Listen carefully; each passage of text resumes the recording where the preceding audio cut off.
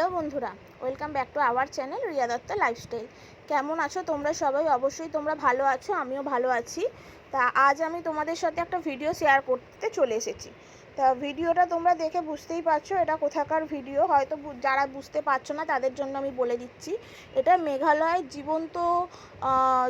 জীবন্ত ঝুলন্ত যে সেতু আছে গাছের শিকড় দিয়ে তৈরি, ওখানকার ভিডিও।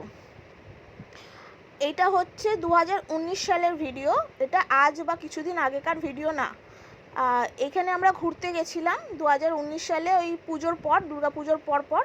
তা সেখানকার ভিডিও। তখন আমি যদিও ব্লগ করতাম না, যদি ব্লগ করতাম হয়তো আরও অনেক কিছু তোমাদের সাথে শেয়ার করতাম, কিন্তু তখন আমি ব্লগ করতাম না, যে কারণে আমি সবটা শেয়ার করতে পারলাম না। ওই জন্য দেখো ভিডিওটাতে খুবই দুলছে ফোন আমার হাতে।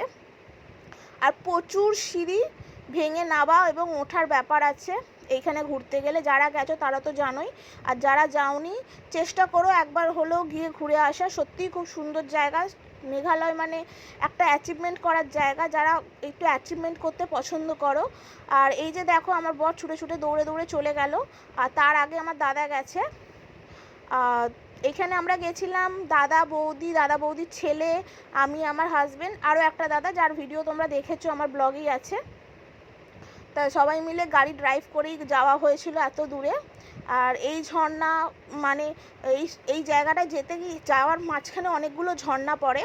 তো ঝর্ণা ঠিক বলা ভুল, কিন্তু তবুও ওটা ঝর্ণাই আমাদের কাছে, আমাদের ছোটো ছোটো বাঙালিদের কাছে ওগুলোই ঝর্ণা।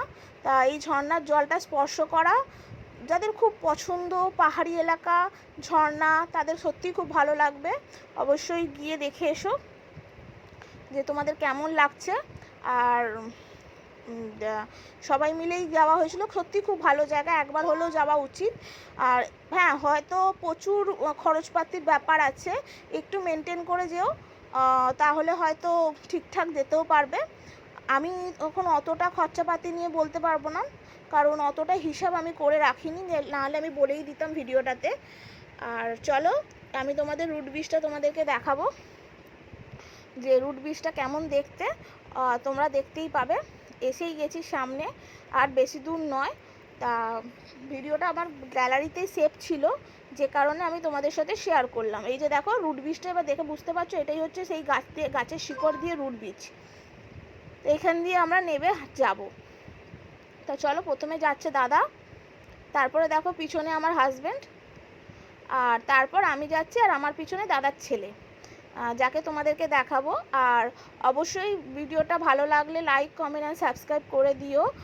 আর এই যে এটা হচ্ছে ঝুলন্ত ব্রিজ। এই যে দাদার ছেলে ভয় পাচ্ছে, এ হচ্ছে সেই 2019-এ ছোট্ট ছেলেটা, আর এখন 2024-এ যে কেউ দেখে চিনতেই পারবে না। আর ও তখন উঠতে খুব ভয়ও পাচ্ছিল, তা সেই জন্য আর ধরে ধরে তাই উঠছিল। আর আবারও বলছি ভিডিওটা পুরাতন, নতুন নয়, তাই জন্য ভালো করে শেয়ার করতে পারলাম না। আর ভিডিওটা অলমোস্ট শেষ হতেই চললো। তা চলো দেখা হচ্ছে অন্য কোনো ব্লগে। টাটা।